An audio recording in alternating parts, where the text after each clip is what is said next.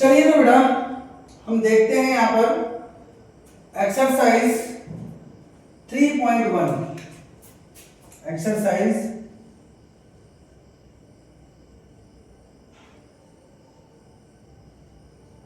Exercise 3.1 का पहला question. Exercise 3.1 का पहला क्वेश्चन।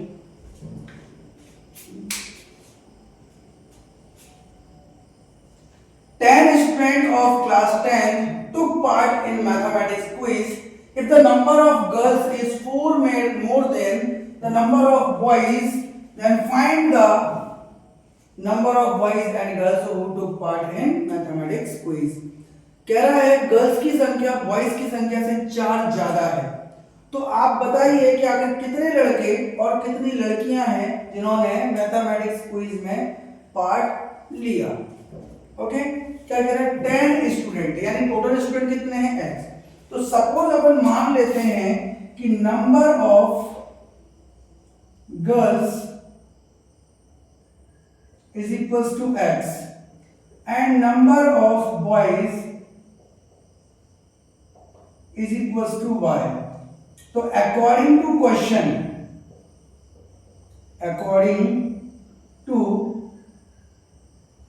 क्वेश्चन, हम बात करें, क्या बोला है उसने कि टोटल जो बच्चे हैं यानी कि लड़के और लड़कियां मिलाकर टोटल कितने हैं 10, यानी कि बॉयज और गर्ल्स जब 10 स्टूडेंट्स पार्टिसिपेट कर रहे हैं मैथमेटिक्स क्विज में तो उसमें गर्ल्स और बॉयज ही होंगे। अब कितनी गर्ल्स है कितनी बॉयज है ये अभी फिक्स नहीं हुआ, तो यहाँ पर गर्ल्स एंड बॉयज दोनों कितने हो गए हमारे 10। इसको इक्वेशन 1 कह लो। भाई बात करेंगे दूसरी बात, उन्होंने क्या बोला कि number of girls 4 more than है, तो गर्ल्स का माना है हमने x, यानी कि x ज्यादा है। कितनी ज्यादा है? लड़कों से 4 ज्यादा, तो लड़कों की तरफ हम प्लस करेंगे 4, क्योंकि लड़के क्या है कम, तो कम की साइड ऐड करेंगे तब तो दोनों इक्वल होंगे। अगर ज्यादा वाले की साइड आपने ऐड कर दिया तो वो तो और ज्यादा हो जाएगा, इसलिए लड़कियां पहले से ज्यादा हैं 4। अगर दोनों को बराबर करना है तो बॉयज की साइड हमें 4 ऐड करना पड़ेगा। क्लियर है ये बात हमारी? चलिए तो यहां से हम देखते हैं कि x इज इक्वल टू क्या आ गया y प्लस 4, यानी कि इक्वेशन सेकंड हमें यहां से मिल गई।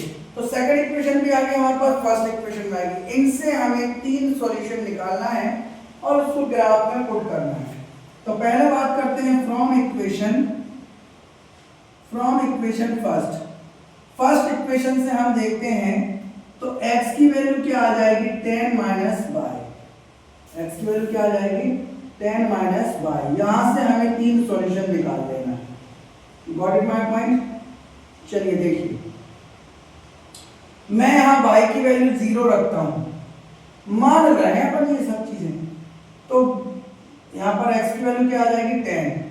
मैंने यहाँ पर y की वैल्यू क्या रख दी, सपोज मान लीजिए 3, तो इसकी वैल्यू क्या आ गई 7। मैंने y की वैल्यू रख दी यहाँ पर मान लीजिए थोड़ी देर के लिए 5, ठीक है, या मान लेते हैं 10 ही रख ली मैंने, तो यहाँ पर x की वैल्यू क्या आ जाएगी 0। Got it my point? अब बात करते हैं कि फ्रॉम इक्वेशन सेकंड से, सेकंड इक्वेशन क्या थी हमारे पास x is equals to y plus 4। यहां से इसके अपन 3 सॉल्यूशन निकाल लेते हैं, है ना। चलिए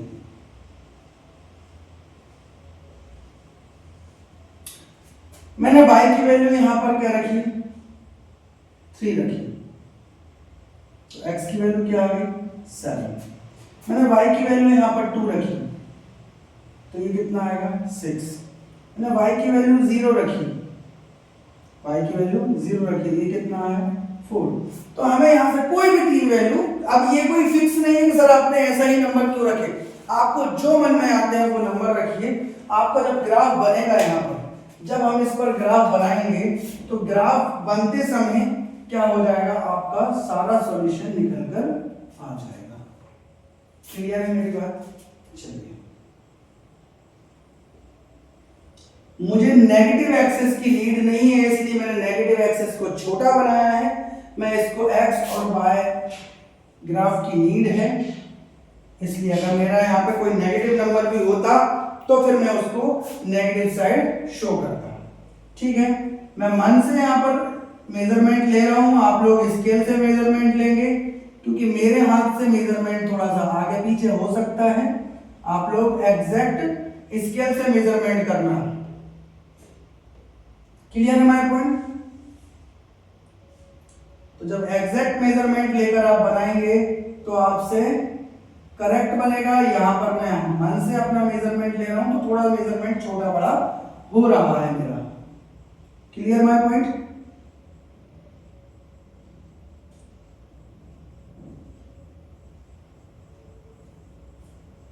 चलिए आप थोड़ा सा वीडियो को आगे निकाल लेना।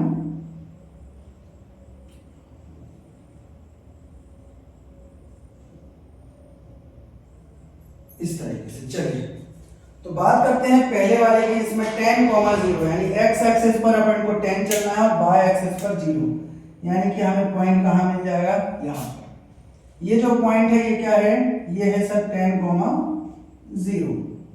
वहीं बात करते हैं दूसरा पॉइंट का, जो है हमारा 0,10, यानी 0,10 कहां मिलेगा हमें? यहां 0,10। तो ये जो पॉइंट है हमारा 0,10 हो जाएगा।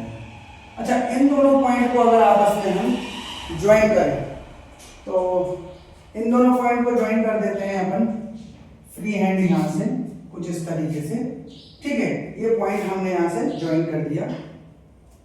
थोड़ा सा मेजरमेंट आगे पीछे हो रहा है तो आप उसको स्केल की हेल्प से करेंगे तो करेक्ट हो जाएगा। Got it? दूसरा पॉइंट हम देखें यहां से तो क्या है? 4,0 देख लेते हैं यहां से। तो 4,0 यानी कि कहीं यहां होगा। फिर है 6,2 यानी कि यहां पर 6,2, तो 2 कहीं यहां होगा तो 6,2 इधर जाएगा। ठीक है, देन 7,3 7,3 कहीं हमारा इधर होगा। ठीक है, तो इस लाइन को जब आप आगे बढ़ाएंगे तो ये लाइन कुछ ऐसी हो जाएगी। अच्छा, आप एक चीज ऑब्जर्व और करेंगे, 7,3 यहां पर भी है, तो ये वाला जो पॉइंट है 7,3 वो दोनों में कॉमन आ रहा है। ये क्या था? 6,2 और ये क्या था? 4,0। तो हम देखेंगे कि 7,3 जो पॉइंट आ रहा है ये कॉमन पॉइंट है। क्या है ये? कॉमन पॉइंट है, और जो कॉमन पॉइंट है वही हमारा क्या होता है? सॉल्यूशन। यानी कि जो पहली वैल्यू होती है वो किसकी होती है? x की, और जो सेकंड वैल्यू होती है ये किसकी होती है? y की। यानी x किसको माने थे हम? गर्ल्स को। तो number of girls is equal to 7 and number of boys is equal to 3। तो ये हमारे पास काउंट आ गया कि नंबर ऑफ बॉयज कितने होंगे एंड नंबर ऑफ गर्ल्स कितनी होंगी। Clear my point? फटाफट नोट डाउन करिए इस क्वेश्चन को। चलिए तो देखते हैं इसका सेकंड क्वेश्चन। कह रहा है 5 pencils and 7 pens together cost is 50 rupees, whereas 7 pencils and 5 pens together cost is 46 rupees. तो find the cost of 1 pencil and 1 pen. एक पेंसिल और एक पेन के कॉस्ट हमें निकालना है, तो जो आपसे फाइंड के बाद लिखा हुआ हो, ठीक है, उसी को मान लेते हैं अपन कि suppose cost of 1 pencil is equal to x और cost of 1 pen is equal to y। ठीक है, ये मान लिया। अकॉर्डिंग टू क्वेश्चन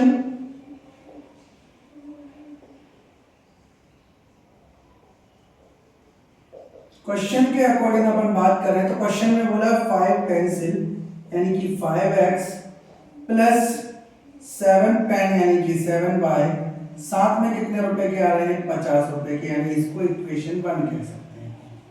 ठीक है, वहीं बात करें दूसरा है 7x plus 5y is equal to 46, इसको हम इक्वेशन सेकंड कह सकते हैं।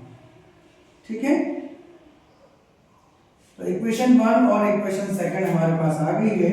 तो अब निकाल लेते हैं इसके सॉल्यूशन। तो फ्रॉम इक्वेशन फर्स्ट की बात करें,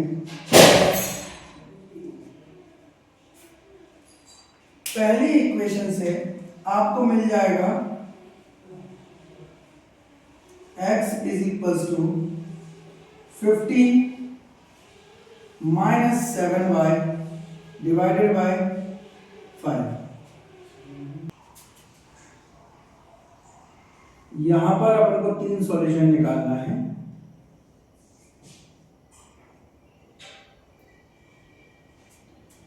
y की जगह पर 0 रख दीजिए तो x की वैल्यू कितनी आ जाएगी 10। y की जगह पर आप 5 रख दीजिए, 7 5 से 35, 15 बचेगा, ये आ जाएगा आपके पास 3। 10 रख दीजिए आप, 10 रखेंगे y की जगह पर तो 7 10 या 70 हो जाएगा, बचेगा 20 यानी कि माइनस का 4 आ जाएगा। ओके, वहीं हम बात करें फ्रॉम इक्वेशन सेकंड की, तो सेकंड इक्वेशन से हमारे पास क्या हो जाएगा, अपन y की वैल्यू निकाल लेते हैं सेकंड इक्वेशन से। तो y की वैल्यू निकालेंगे तो कितना हो जाएगा 46 minus 7x divided by 5। Okay, यहां से निकाल लेते हैं इसकी x और y की वैल्यू। ठीक है, तो यहां से अपन x की वैल्यू अगर 3 रखते हैं तो y की वैल्यू कितनी आ जाएगी 5।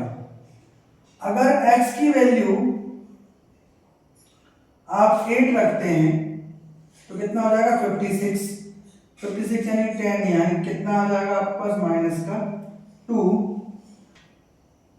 क्या रख देते हैं, माइनस का 2 रख देते हैं। तो माइनस का 2 रखने पर कितना हो जाएगा, ये प्लस का 14 50 यानी कि 60, यानी कि यहाँ कितना आ जाएगा आपके पास 12 आ जाएगा। Got my point. तो इस तरीके से हमारे पास 2 सॉल्यूशन आ गए हैं। अब इसका अपन ग्राफ बना लेते हैं।